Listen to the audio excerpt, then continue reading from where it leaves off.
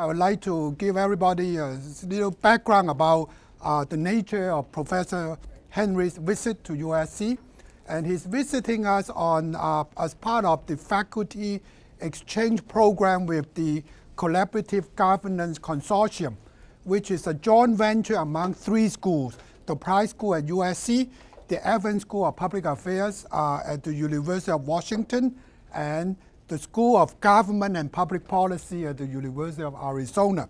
So we have this practice of having our faculty going to each other's schools to get to know the students, the faculty, and to enhance our mutual commitment in research about collaborative governance. And let's welcome Professor Henry. Thank you. Well, thank you very much. It's wonderful to be here. It really is an honor to be asked to come out to USC and give a talk. Thank you. My name is Adam Henry, as Jan already mentioned, and I'm coming from the School of Government and Public Policy at the University of Arizona. This talk is sort of a hybrid between a mixture of higher level ideas as well as a more particular research study that engages with one of the key research questions of interest to me. So what I wanted to do is I wanted to start with sort of a broad general synopsis of my interests in environmental policy and in political networks. Really, the key question that I'm interested in is understanding how policy networks, which is to say how individuals engaged in the policy process interact with one another, how they collaborate, cooperate, share information, trust one another, learn from one another, how policy networks are segregated in the sense that they exhibit fragmentations between the types of actors who need to work together in order to address complex problems of sustainability. And in particular, why is it that policy networks evolve in such a way that produces this fragmentation? The particular type of fragmentation that I'm interested in is fragmentation in belief systems. So one of the patterns that we often see in policy networks is that those who hold different value systems, belief systems, understanding of environmental problems, and understandings of solutions to these problems, they tend to not work with one another and they tend to not share information. And this is at least thought in theory to be one of the big challenges that we face in developing institutions to give us better environmental outcomes. Now, many of the themes that I'm going to talk about in this paper are explored and explained in greater detail in a recent review paper that came out a few months ago in the Annual Review of Environment and Resources. I would be more than happy to share this paper with any of you who are interested. It can be a little difficult probably for the next year or so to get this online. Now, in the midst of this, this broad discussion about policy networks and segregation, there's a particular study that I want to highlight here, and I won't get to this until a little bit later in the talk. But let me just give you a quick synopsis right now of what that study is so that you're not waiting with bated breath for it. So the Advocacy Coalition Framework is a well-known theoretical framework to explain major policy change. It's a framework to understand the policy process. The ACF provides a micro-level theory of how policy networks form and the factors that cause them to come into being and the factors that produce fragmentation in networks. So Hypotheses from the ACF is one, policy networks are shaped through this process known as belief homophily, which means that we actively seek out collaborations with those who share our particular values, perceptions, and beliefs. Another hypothesis is that those organizations or policy actors who do share information and who do collaborate influence one another's belief systems. And so there's a co-evolutionary process of belief change through social influence as well as selection of your network partners through homophily. The empirical portion of this is based on a reanalysis of older surveys of environmental risk policy professionals in the DC area in 1984 and 2000. So these two surveys are roughly 15 years apart. Why am I looking at these older survey projects? Well, it's because you may have noticed that this research was in part supported by the National Science Foundation. We are now finishing a replication of these earlier surveys done in 1984 and the year 2000 to examine changes in beliefs in these networks over time. So what you're looking at here is an initial reanalysis of these earlier studies. Main findings, it seems that belief homophily is a very powerful driver of network formation. Very little support for the hypothesis that networks change beliefs, which is a bit disappointing from my perspective. But anyway, there it is. So let's start with a little bit of background on policy networks, what they are and why they're important. So the idea is that the way we behave is very much embedded in our social relationships. So the ways in which we interact with others, which is, can be thought of in terms of networks, which is just an abstraction, matter for our ability to manage complex problems. And in the policy world, we're thinking about complex policy problems. Problems like climate change, for example, where you have an intense scientific component characterized by high degrees of uncertainty, but you also have a value component. You have intense clashes over normative values and beliefs. So networks have long understood, have been long understood to be central to the machinery of politics. I don't really have to argue this, well, maybe I do, but I feel like the fact that we have a vibrant political network section in the American Political Science Association and now 6 years running a political networks conference, very well attended, I think speaks to the fact that networks are important in politics. So some terminology.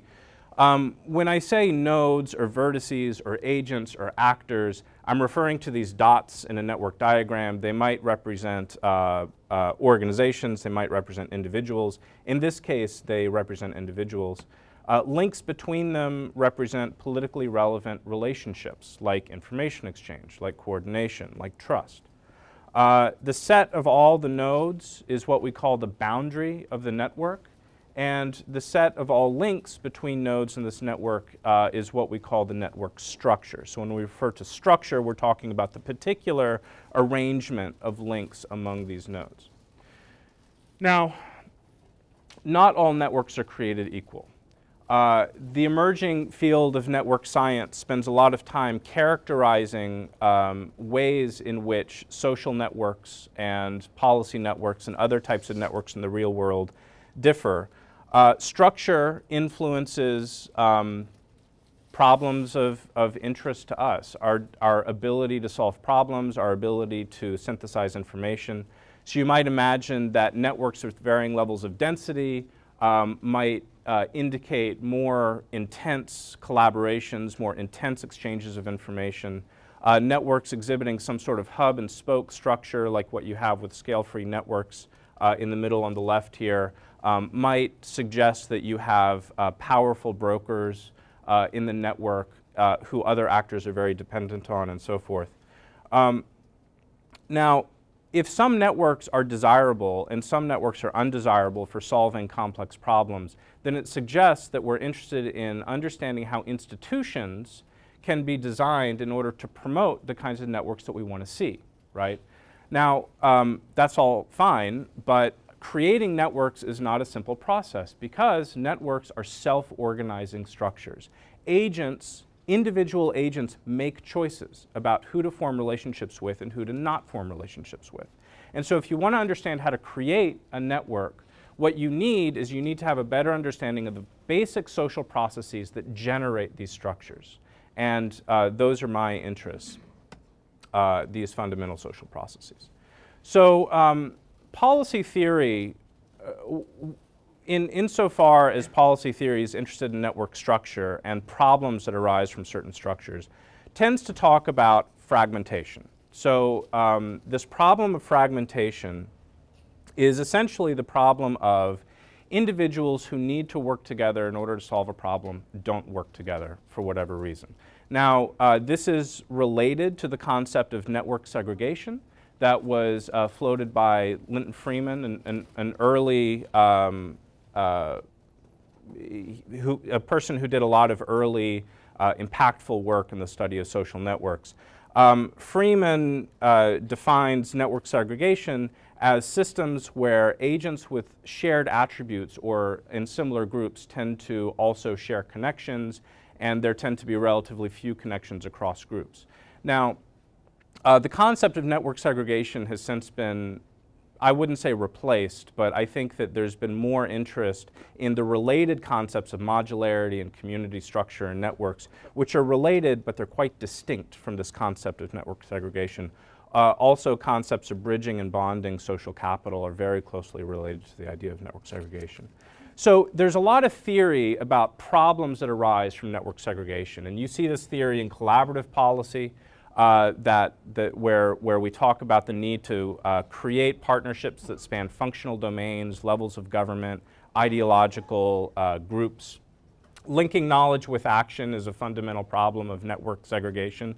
If you have communities where scientists are very good at communicating with other scientists, policymakers are very good at communicating with other policymakers, but they don't work together, then you can't move that knowledge into communities with the power to enact change. So what I'd like to do is I'd like to highlight 4 key propositions about network segregation.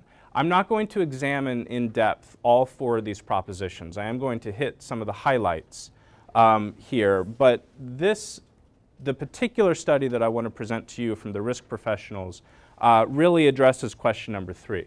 So the first proposition about network segregation is that policy networks do tend to exhibit the sort of fragmentation that I'm talking about.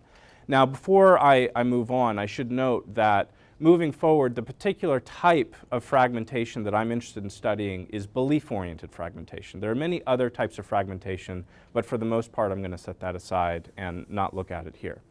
The second proposition is that network segregation is, in fact, a bad thing. Now, this is something that we haven't looked at as much as we need to as a community, but I want to raise it as a proposition. The third is that network segregation emerges from this coevolution of structure and attributes or belief systems. And the fourth proposition is that collaborative institutions or collaborative policy regimes can promote networks exhibiting less network segregation and enhancing our ability to solve problems. Okay. So we come to the Advocacy Coalition Framework. So much of my work is and has been embedded in this policy process framework known as the ACF. The ACF came into being in the late 80s. The 2 key figures in this literature are the late Paul Sabatier as well as Hank Jenkins Smith.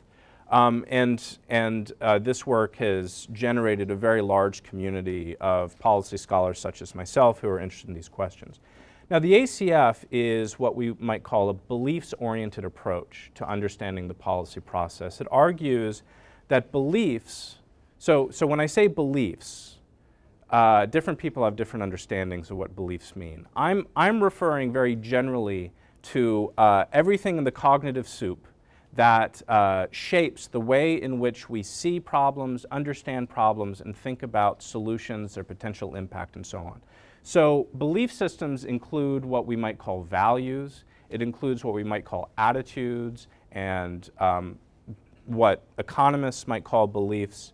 It also includes perceptions of policy problems and so on. So for example, if you look at land use planning, a subject that I studied for many years, you see arguments about questions like, what's the purpose of land use planning? What problems should we as planners address? What strategies are effective at solving these problems? Now, if you put all of this together, policy choices made by governments starts to look like translations of a belief system. Now, the ACF contains an explicit model of what is in a belief system. I'm not going to get into this too much with the empirical stuff, so I'm just going to I think it's sufficient to just talk about the different levels of beliefs, but the ACF does organize beliefs into a 3-tier hierarchy, including deep core beliefs, which are like these broad values that transcend multiple policy issues, policy core beliefs, which are specific to a particular policy area, and secondary aspects, which tend to be more about empirical, narrow questions. Now, the ACF contains an explicit theory, as I mentioned, of networking. It argues that information processing constraints, we as people are limited in our ability to process information and engage in very different types of policy debates. What this means is that policy tends to be made in communities of specialists, which are known as policy subsystems in the ACF literature, made up of elites. Who are political elites versus, say, members of the general public? Political elites are not simply elected officials or appointed officials. These really are any individuals or organizations that spend a majority of their time trying to influence decisions in a particular area, and they're specialists in this area. So they tend to know a lot, and they have high incentives to form accurate belief systems about the problems that they care about. Policy elites in an ACF framework would be viewed as our network nodes, and the boundary is all those actors who participate. Policy subsystems are usually defined by a particular issue in a geographic context, like climate change policy in the US or global climate change policy. Linkages represent non-trivial coordination. This is a term that comes from the ACF literature. What does non-trivial coordination mean? That's a great question, and we have to figure out that question when we measure these concepts as we're doing here. Okay, so how do networks come into being from an ACF point of view? Well, one of the first things that the ACF does is it assumes that institutional affiliation is not what shapes choices about who to coordinate with. What shapes choices is belief systems. So you choose who to coordinate with based on your views as well as based on the views of the other people around you. Biased assimilation is a concept that comes from social psychology that provides an explanation or an engine of network formation in the ACF perspective. This phenomenon of biased assimilation, I mean, this is a very interesting topic, and I'd love to get into it, but in brief, biased assimilation is a process that causes us to interpret evidence in a way that tends to confirm what we already believe to be true. And so what that means is that if two individuals with different belief systems are exchanging or looking at the same piece of information, they may have differing interpretations of what that information means.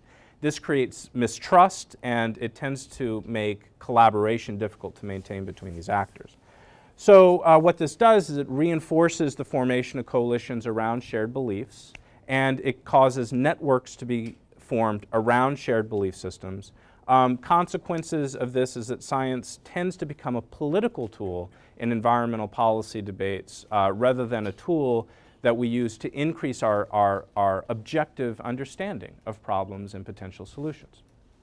Okay, so what does a typical network look like according to the ACF? A typical network looks like one that has high degrees of fragmentation or segregation around shared belief systems. Okay, so we come to this first proposition. Policy networks do in fact exhibit belief-oriented segregation. This is what I spent most of my time writing my dissertation on, is this question of whether or not segregation really exists in policy networks. This isn't data that I gathered on my own, but it's from one of my Swiss collaborators who studied climate change policy in Switzerland, she did a survey of organizations who were engaged in Swiss climate policy and asked four questions. A series of questions about their belief systems with regards to climate change, its science, its causes, its consequences, and policy solutions.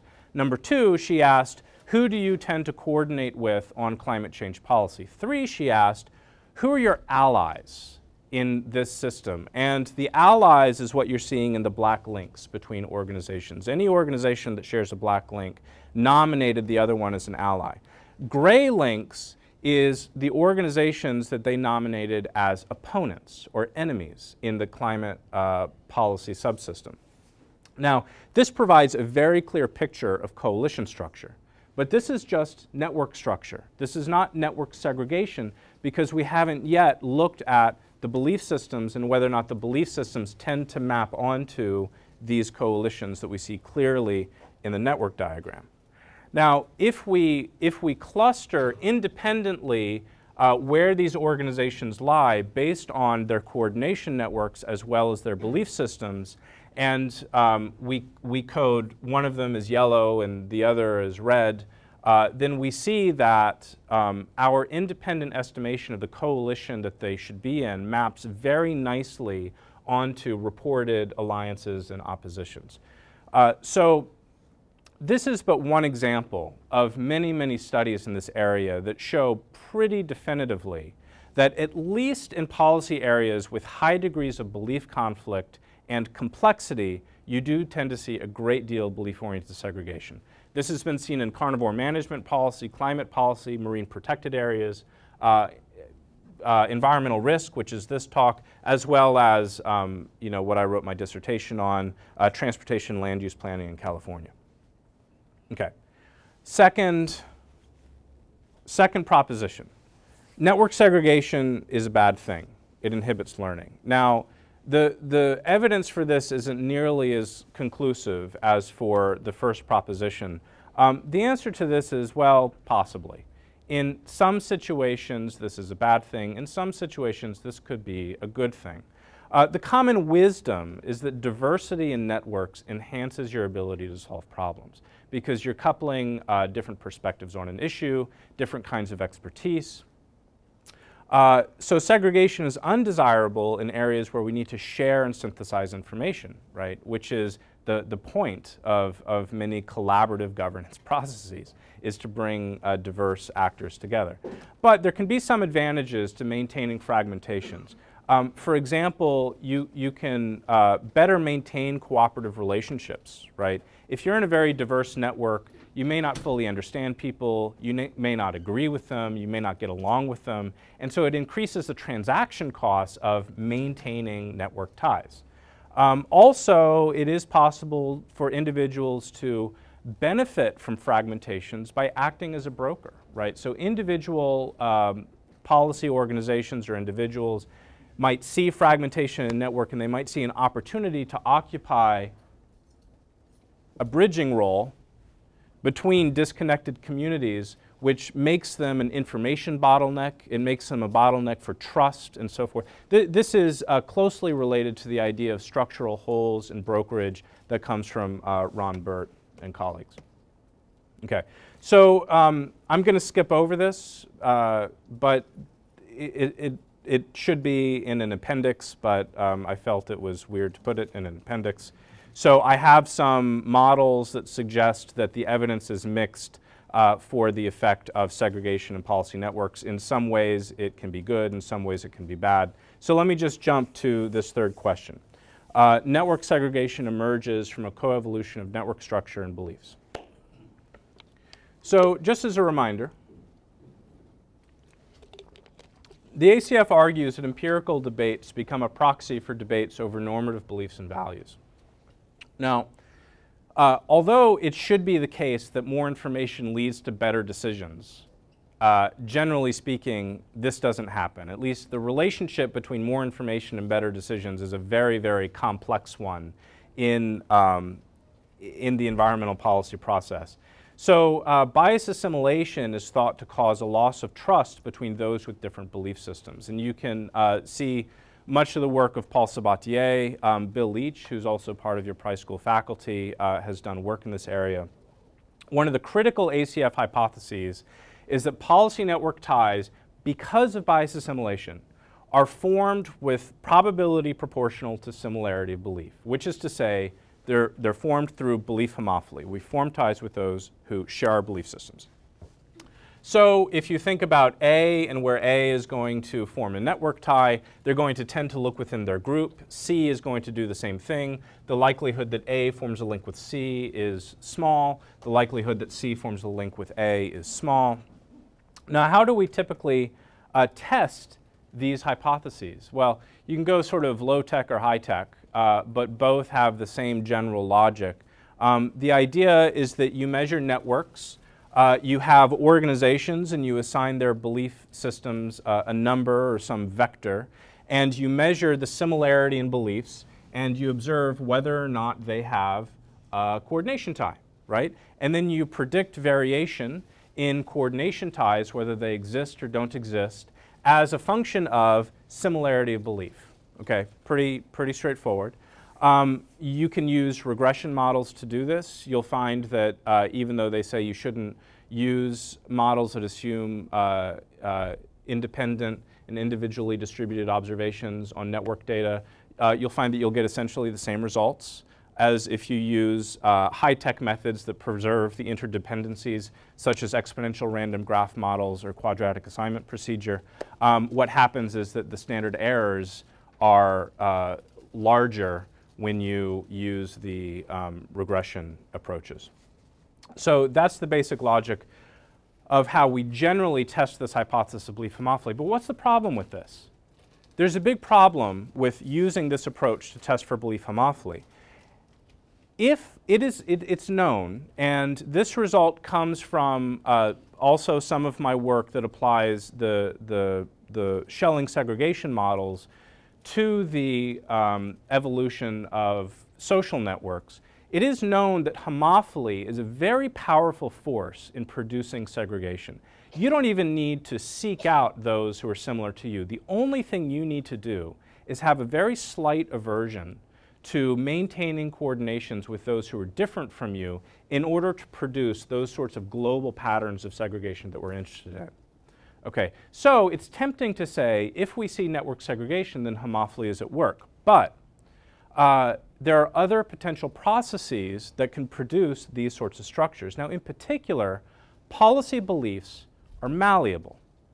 Okay, so those results that come from the Schelling segregation studies assume that attributes are fixed, right? You don't change the attributes on which you are selecting partners. So these are attributes like gender, age, race, right? Now, if you are looking at segregation in terms of belief systems and beliefs are malleable, then you have to consider the possibility that beliefs are changing because you're connected with someone else. And there might be structural influences that because of, say, institutional context, certain groups are close, geographically close, or socially close to one another, and over time they tend to come to convergence because of social influence in their belief systems. So we have to consider three possibilities. A, ties are based on belief homophily. B, actors who are connected become more similar through a process of social influence. And C, there's a co-evolutionary process where you select partners who are similar and you change your beliefs based on those who you're connected to. So we come to a second hypothesis, which is actors tend to adopt the beliefs of others they're connected to in a policy network. All right. So, so as I said, this is the data set I'm using for this is an older data set which we recently finished a replication on. The network data, using the network data requires that we do a great deal of coding on the raw data set. So I'm not at a point yet where I can present those results, but there are some interesting things that we can look at still from the 84 and the 2000 data sets. So risk professionals are defined as technical experts who use tools such as risk assessment and risk analysis to understand problems like toxins in the environment, exposure to radiation, climate change. Now, in the 80s, around the time that this original study was done, this was a time when concepts of risk analysis and risk assessment were coming into vogue in the analysis of environmental problems. And the use of these tools created reasons for organizations and agencies in particular to engage in contact with one another so that they can learn about problems and share information and best practices. So both of the surveys measured a range of beliefs. Now, I'm not going to talk about particular belief items, but rather throw them all into a soup together and combine them for the purposes of the analysis. But you should know that the survey did measure a range of beliefs considered important in the ACF. that goes from the broad sort of deep core beliefs like, is society becoming overly sensitive to risk? Is it appropriate to place a value on human life in a risk assessment? To policy core beliefs like, why are environmental debates so heated? Does the public not trust government? Does the public not trust industry? What is it? To secondary aspects, more narrow beliefs like, do you believe there are threshold levels below which most carcinogens have little or no effect? Okay.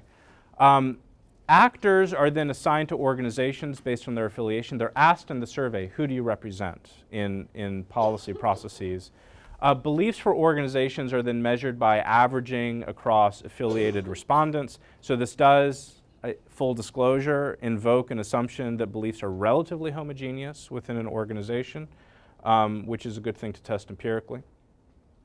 And then belief distances between organizations are defined as the Euclidean distance between the belief vectors of different organizations. Okay, so beliefs are multidimensional. You see, we measure, you know, at least 5 items here. So we have a multidimensional vector that represents a belief system, and then the distance between organizations is assigned a single number, which is the Euclidean distance between those vectors, those multidimensional vectors.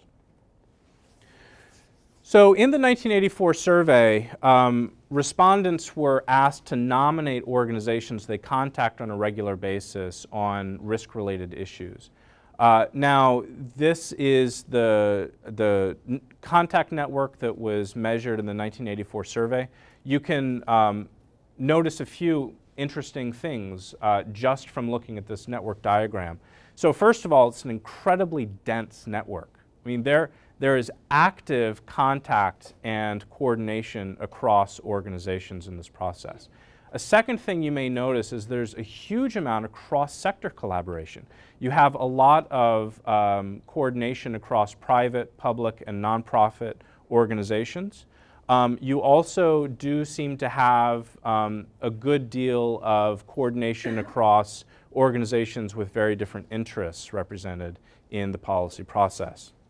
Although, interestingly, environmental groups always seem to be isolated in these networks, and that's something that's held out over time. So now, in the 1984 and the 2000 surveys, movements between organizations were measured over time. And so we're able to construct a network that represents individual professional movements from organization A to organization B as people change jobs. How was this measured? Well, on both the 84 and the 2000 surveys, individuals were asked for their CVs, and we also did this in the newest replication. And these CVs were coded to get at instances where a person moved from organization A to organization B. Now, professional movements are viewed as a linkage between A and B, and we can talk about how defensible it is that we can view movements between organizations as a policy network. I think it is defensible, but I can provide some quick evidence on that. And then 2 movement networks were created. There was a time period between the 2 surveys, and there was equivalent time period before the first survey. All right. Now, why is this useful to do? It's because we measured belief distances between organizations in 85 and 2000. If we have a policy network prior to 85 and between 85 and 2000, then we can start to look at the evolutionary process by which partners are selected on the basis of beliefs, and then how beliefs change as a result of those ties. These are what the professional network, the professional movement networks look like. The graphics aren't terribly pretty, but there it is. Now, I don't want to get into this too much, but I basically just want to signal to you that the analysis is based on network correlations. So network correlations is simply a method to take 2 structures and then ask, controlling for the underlying structural properties of this network, so the interdependencies of the nodes, can we quantify the degree to which these network structures are similar? And we come up with both a correlation statistic that has to be taken with a grain of salt, because even strong correlations can look small if we apply our rules of our heuristics about network correlations and attribute data. But in any case, Quadratic assignment procedure is used here to come up with a significance level for observed correlations, right? So that's the important thing to note, is that we get a number that gives us a similarity between two structures, but also a level of significance for that similarity, and that's what we want to really look at.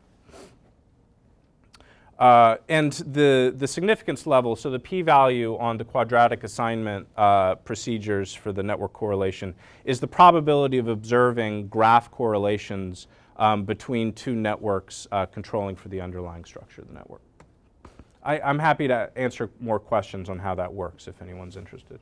So let's come to this question of whether or not professional movement networks are a good proxy for contact networks, policy networks.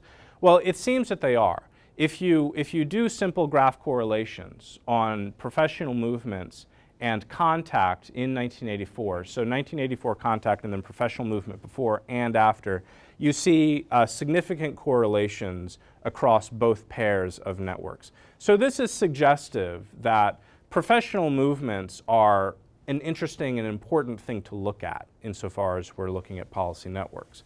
Another interesting thing, I think, about using professional movements as a proxy for organizational networks is that it starts to get at an underlying mechanism for what is going on with homophily and a mechanism for social influence. So individuals will move to other organizations because they share the beliefs and values and the mission of that organization, but they also bring new belief systems into an organization, thereby changing organizational beliefs.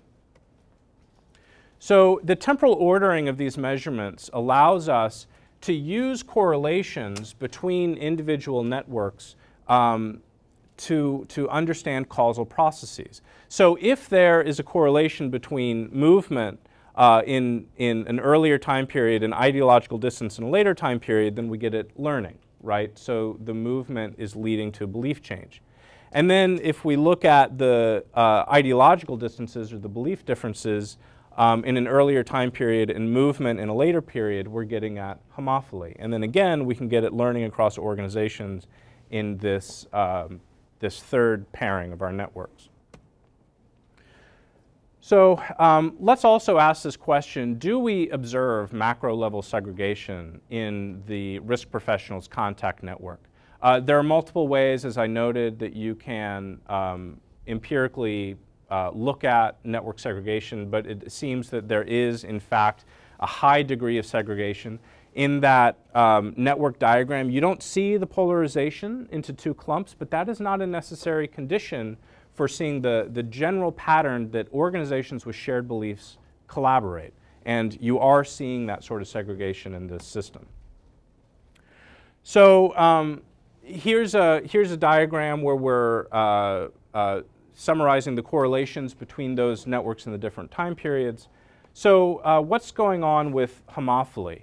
We have in this study, and this supports the interpretation of many of these prior ACF studies, that there is in fact a great degree of belief homophily between organizations.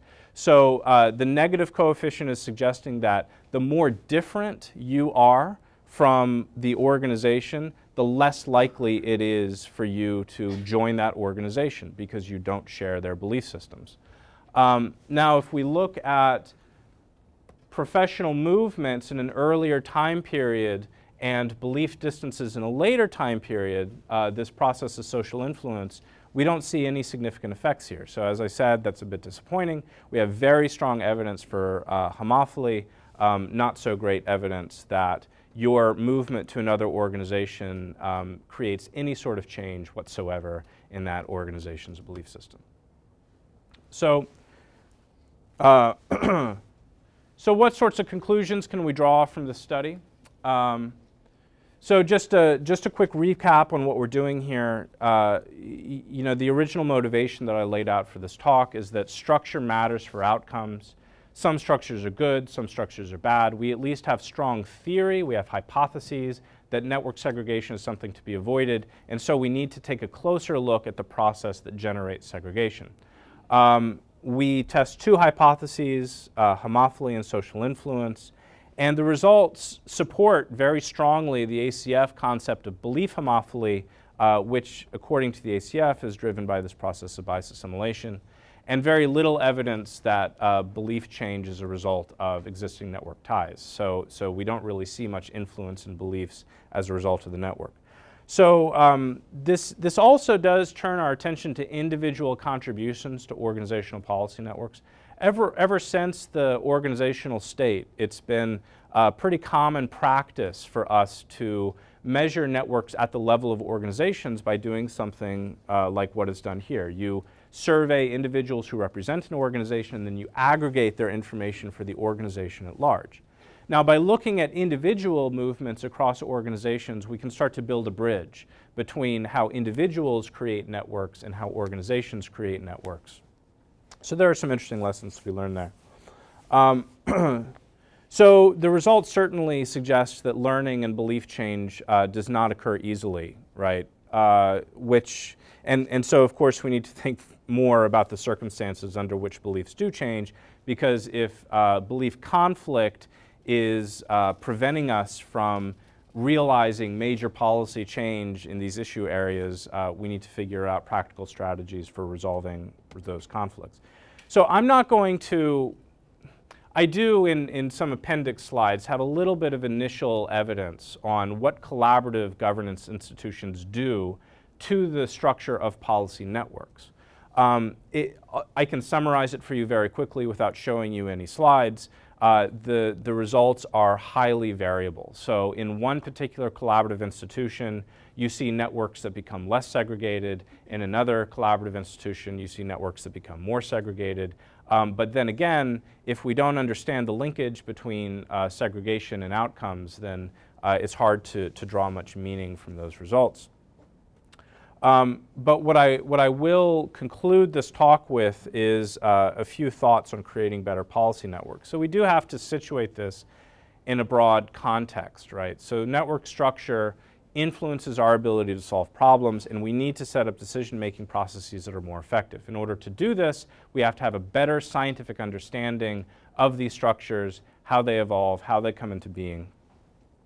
Collaborative, solutions like implementing a collaborative process in a particular high conflict policy subsystem is popular, but we still need more and better empirical evidence about the degree to which these collaboratives are successful, which of course once again underscores the need to better understand the mechanisms of network self-organization. So that is all of my research in a nutshell.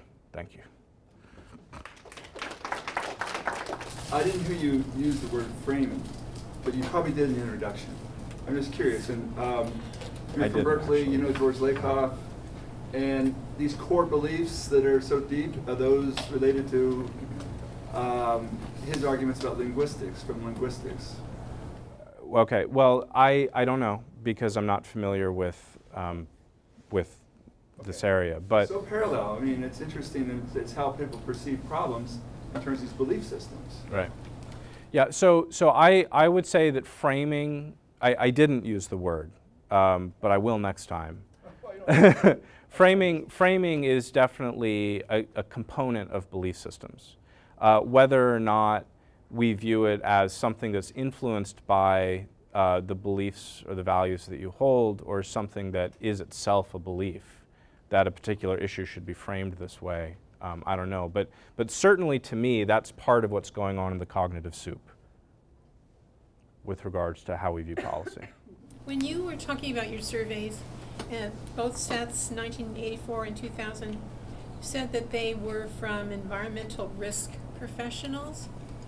What are environmental risk professionals? What are examples? Are land use planners considered environmental risk professionals, for instance? How would you, what professions would you say comprise those that responded to the surveys? Yeah, they're extremely diverse in professional backgrounds. Now, in the more recent survey, if I had to point to one of the thorniest issues in implementing the newer version of the risk professional survey, it's getting people to buy into the idea that they are in fact a risk professional. So a narrow way of viewing it is these are They're the techies who use risk assessment and risk analysis. So they're the, they're the policy analysts, basically, or they're the people who are out gathering data that are used for risk assessments. But really what we were interested in doing was canvassing a much larger set of people. And so the way we defined being a risk professional in the newer survey is you're professionally engaged in any environmental area where concepts of risk are important to decision making. So this would include individuals who worked more on the data end, and it would also include individuals who are more on the end of making policy, writing regulations, or working with elected officials. Or include insurance underwriters? I mean, they write insurance for, like, here in California we get fire risk, flood risk, earthquake risk. Yeah. So those are risk professionals. Yeah, including these individuals. Yeah. So these would be, yeah. Now when we open the definition up to anybody who's involved in environmental policy processes, then ironically we get this problem of those individuals who were originally considered central to the field of risk analysis, so the risk analysts, would say, well, I'm not a policymaker, so I'm not going to participate in your survey.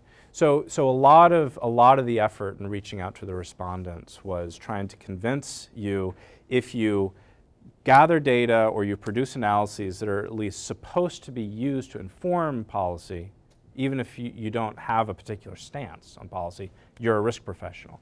And if you are a person who engages with policy debates but you don't produce the science, you're still a risk professional because you're using the science. So at the beginning, at the end, you mentioned sort of one of your sort of broader objective for the study is to assess how you develop collaborative institutions to enhance better form of networks, right? So I didn't hear exactly what would be a particular example of how you decide what institutions to promote what types of network dynamics. Can you give me one specific example? Sure. Yeah. The slides that I was holding in reserve, these are exponential random graph models of that predict, well, they explain observed network structures as a function of the preferences of individual agents who are forming ties or not forming ties, or the attributes of individual agents. So these data come from collaborative land use and transportation planning processes in 3 California regions.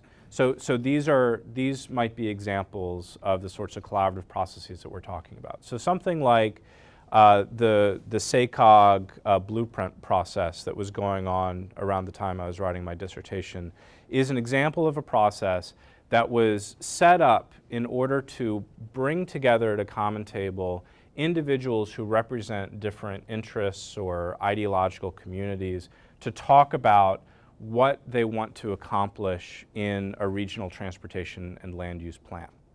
And so the SACOG, so the Sacramento, the last column here, is the SACOG blueprint process. And what I did in this particular study is I created a network of organizations from a survey project that was done of how they collaborate in the traditional land use process in the absence of this collaborative institution, and then how they collaborated within the context of the collaborative process or the SACOG blueprint process in this case.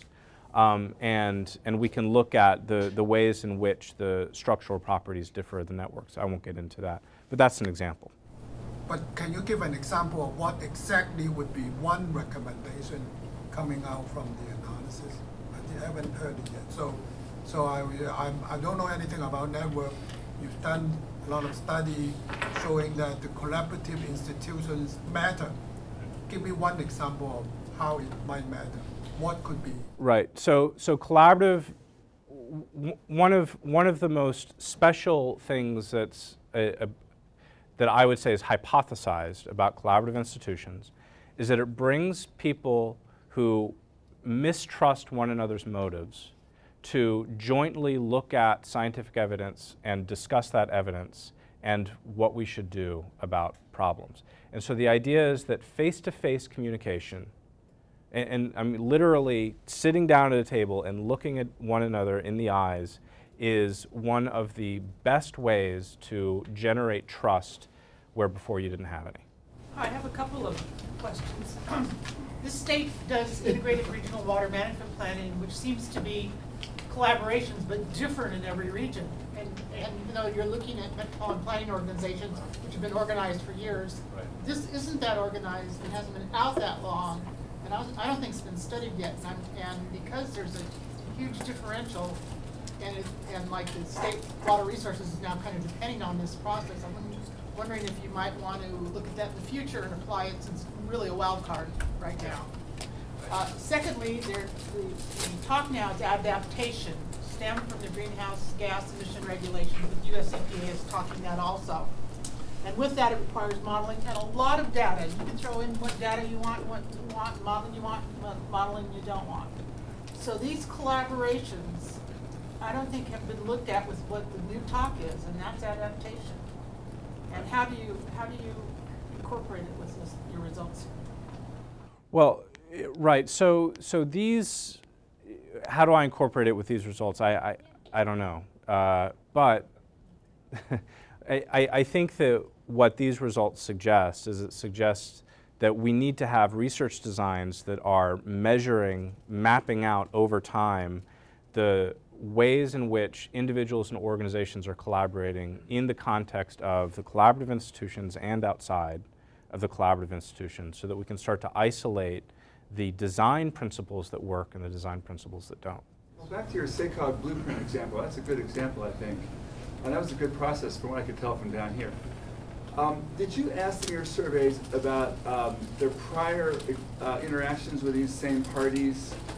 What I'm trying to get at is how important was that social capital that had been built from prior interactions that they then brought to the table this time? Some groups probably brought zero, and others brought some.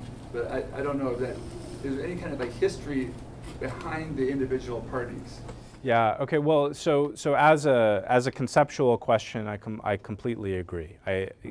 Mapping out the history of the relationships is definitely important, because it's going to matter for how organizations work together today, or today back then in 2006. But no, it wasn't explicitly measured, and that's a problem of you know, real estate is very expensive on any study that looks at networks, because it's very time consuming to get respondents to fill out surveys that ask what organizations they collaborated with over a certain period of time. Questionnaire real estate. Oh yes, I just mean, right, question real estate, just finding a place on the page. But you know, I think that one of the things that could have been done in this particular case is you could essentially subtract out the relationships that you observed external to the collaborative process and the relationships that you observed internal to the collaborative process, and assume that if a particular organization worked with another organization outside the collaborative process, it was probably a pre-existing tie. But if it was only in the collaborative process, it was new. Whether the data could stand that, I'm not sure, but it's a good thought. You mentioned the sharing of grid system is very important for the policy network. How do that apply to international policy network, which have very diversified grid system? Yeah. Well, I think that on a theoretical level, it applies exactly the same way. You have more diversity in beliefs, although those belief systems will influence the network only insofar as there's conflict, I think, over these particular beliefs. I mean, maybe a specific example would help to think through the implications for network formation. But generally speaking, I mean, I would treat it theoretically exactly the same way as I treated it here. Bill? I've got a question about these belief systems too. I'm just curious as to how much more heterogeneity was in the secondary beliefs as opposed to the deep core beliefs, because I've got this feeling that especially in complex policy areas where there is some debate over, the proper epistemology, right? That these deep core beliefs are actually going to drive, the secondary beliefs right. to a large degree. And I was wondering, do you find more heterogeneity in secondary beliefs, whereas you find homogeneity between like two clusters? I mean, within each of the two clusters in terms of the deep core beliefs. Does that make sense? Yeah, it does. It does make sense. So again, there's sort of a practical, empirical answer to that, and there's a conceptual answer. So the ACF, the belief system model embedded in the ACF is very explicit in its expectation that you will have relatively more homogeneity for deep core and policy core beliefs than you have for secondary aspects. I haven't done that particular analysis in the risk professionals, so I can't tell you if that holds out. Now, I don't, but I have done the analysis on other data sets, and I can tell you that the relationship doesn't look that clean. So it turns out it doesn't look that clean. There's actually a great deal of heterogeneity in policy core beliefs as well, but it also depends on isolating the right beliefs and putting the right labels on them. So sometimes our guidance on what is a secondary aspect and what is a policy core belief is unclear.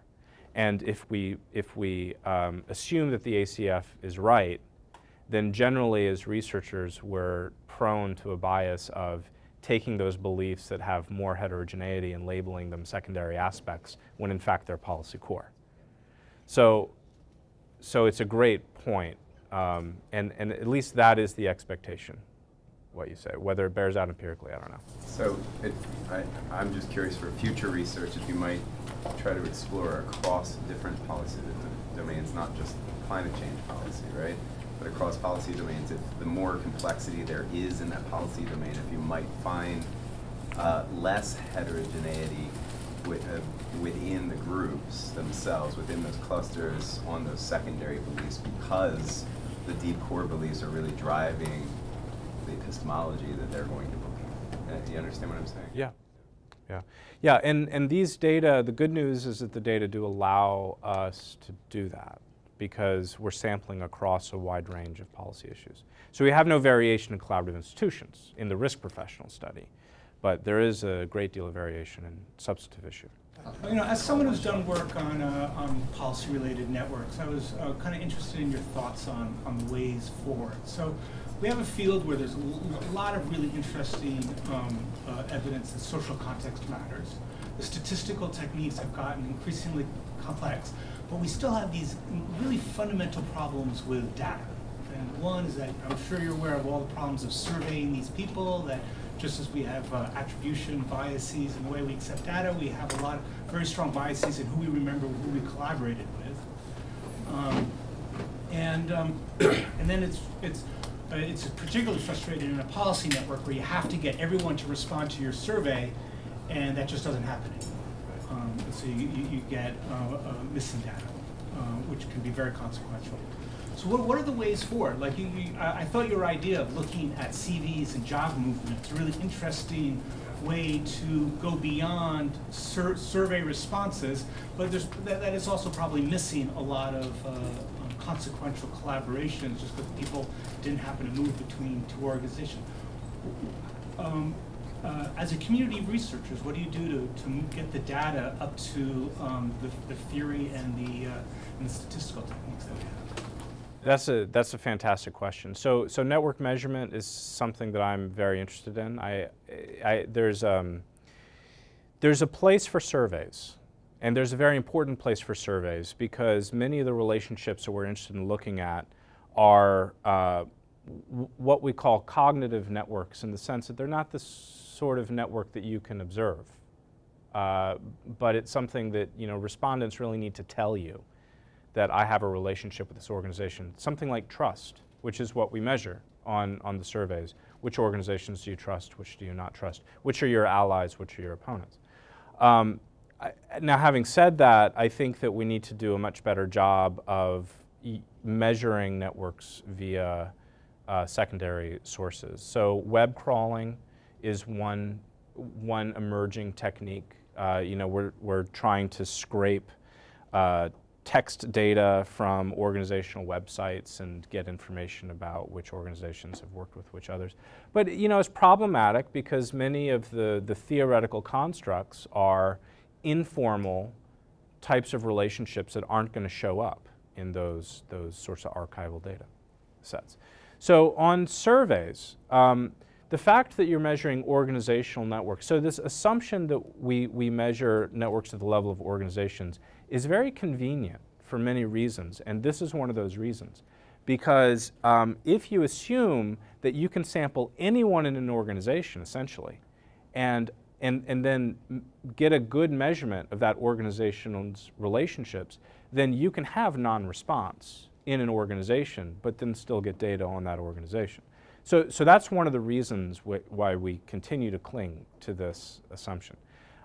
There are techniques you can use on surveys in order to deal with this recall bias. So just as some background, it's well known, and it's been known for a long time, that people are terrible at remembering their social contacts. Terrible. You have huge amounts of recall bias in social network measurements. Now, one of the common practices that we use in order to help respondents overcome these biases is we give them prompts. So we do something like give them a list of organizations or a list of people, and we say check off those individuals who you have a relationship with. And then you increase your number of contacts measured by, you know, a factor of 4 or 5. But what happens is if your list is incomplete, then they're not going to write in names of individuals they had contact with who aren't on the list. And so, I mean, I know it's a long response, but it's something I'm interested in. I mean, there are techniques that we can use in survey. So one of the things that you want to do is you want to do what you can to give individuals prompts that don't bias them towards a particular set of organizations or a particular organization, which is a technique that we used on the survey. Sorry, I started getting off into my own ideas. Did I answer your question? Yeah, no, it's I think this is a life's work, right. getting this right. Yeah, thanks. And what about email? Have you tried or seen anyone really being able to leverage email contacts now that? Yeah, right. Yeah. So what we really want is we want everyone's Rolodex. If we're interested in what used to be a Rolodex, which is now your contact list on your phone, and so what we get is just it's a pale representation of what's in a full contact list. And so we try to get the most important contacts and give them prompts to give that to us. People have done this. I've seen this done. I think Ron Burt does this. But it requires that you have a very special relationship with an organization in order to get data like that. Yeah. Yes?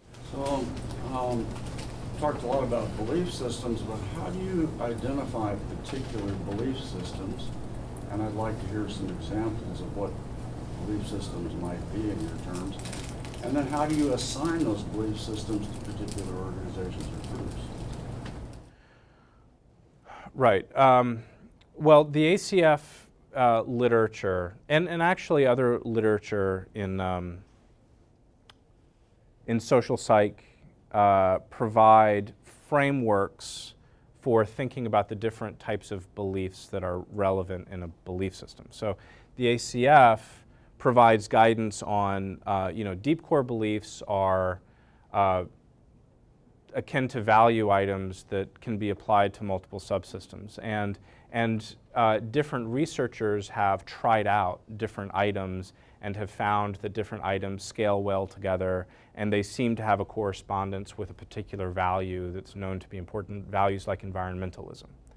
And so many ACF studies, for example, use items from the NEP, the New Ecological Paradigm, And we've been doing this for many years, and sometimes we do it because there's a theory behind it, and sometimes we do it because those who came before us did it. What would an example be of a belief system that you would identify and assign to the group? Okay, well, a belief system is going to be, I can't give an example of an entire belief system, but you know, to take examples of particular levels of beliefs, environmentalism is part of a belief system that we typically measure. So this would be responses to questions like, I believe, I agree or disagree on a 1 to 10 scale with the statement that humans are severely abusing the environment. And then you go to, I believe that if things don't change soon, we're soon to encounter a major ecological disaster, right? And then at least for the planning study, because that one is now fresh in my mind since we've been talking about the networks, we would ask questions about your adherence to smart growth principles, because this is something that drives a lot of conflict in regional planning. So whether or not you believe that planning should emphasize multimode transportation, whether or not you believe that planning should provide affordable housing. And then secondary aspects would be something like tell us, rate your perceived level of severity, the degree to which you perceive these problems to be severe problems. Air quality, water quality, traffic congestion, things like that. And so you put all that together and it becomes a belief system. That's not generally what I would think of as a belief system, which would be much larger than, it seems like you're talking about an attitude rather than a belief system. Yeah, okay, yes. I think that the use of the term belief in the ACF community is a bit unfortunate because it's a reserved word for people in other communities. Yeah, so I tend, when I write about this, I tend to use the term cognition, environmental cognition. So they're simply things that we have in our mind that shape our perceptions, they shape our attitudes, they shape our behaviors, and you can call them values, you can call them beliefs, you can call them attitudes or perceptions, but they are broadly cognitions. They influence one another, and they influence our actions. So this is more on the belief system. So in the end, you're using these questions to give someone a score, basically, right? Like a numeric. At the end of the day, yes. Yeah, they get a number. So how do you decide how to weight the score between these more deeply held beliefs and more smaller beliefs? And how much would an individual's belief system score on the environment, say, just align with a basic kind of ideology score? Yeah. Okay. So usually, when you're working with the raw data set, I mean, we're going to use approaches like factor analysis in order to identify the theoretical constructs that are being tapped by the individual items. We usually spend a lot of time then creating scales. And then what we combine into the analysis is tricky, because if you do something like what I did here, which is just throw it all together and then measure this distance between organizations and assign it a single number, you're basically giving everything the same weight. So the question is, do we go, we could go to theory, and we could say, based on the theory, deep core should have a higher weight than policy core, which should have a higher weight than the secondary aspects. And we take all those relevant scales and weight them accordingly. But I find that problematic, actually, because you're assuming then that the theory is correct. When what we really want to do, I think, is try to set up our analysis in such a way that we can discover that secondary aspects are more important than policy core and deep core. So my tendency in that case is then to look at each of the individual belief items independently. So this practice that I'm using here of throwing them all together is, I mean, that's part of this being a work in progress. So eventually they will be pulled apart, and I'll look at the influence for policy core secondary aspects and deep core independently. Okay, I think. So I'm sorry. Go no. ahead. So basically, would it be, so this would be like an additive measure on those set of questions where on one end people are more aggressive about intervening to stop climate change, and at one end people are less aggressive to wanting that. But do you also ask political ideology questions on the survey? Oh yeah. So Yeah, is yeah. it just people that are more strongly liberal, more strongly Democrat align with in the way you would expect? Yeah, so well, I certainly would expect that learning is going to happen very differently if you're looking at political ideology or values versus, say, empirically grounded beliefs, right? So I think that there's going to be a lot of variation in the effect, and it may be that when we pull out the more specific empirical beliefs, you're going to see strong social influence effects. I hope that's the case. Right now, what I'm trying to do here is just get a sense of the net effect. That's it. But I totally agree. I think that I'm agreeing with you that that net effect could be drowned out because you're including things that are actually stable characteristics, like the degree to which you believe government should or should not intrude in private property rights or something like that. Yeah. I think we run out of time. Thank you so much. Thank you.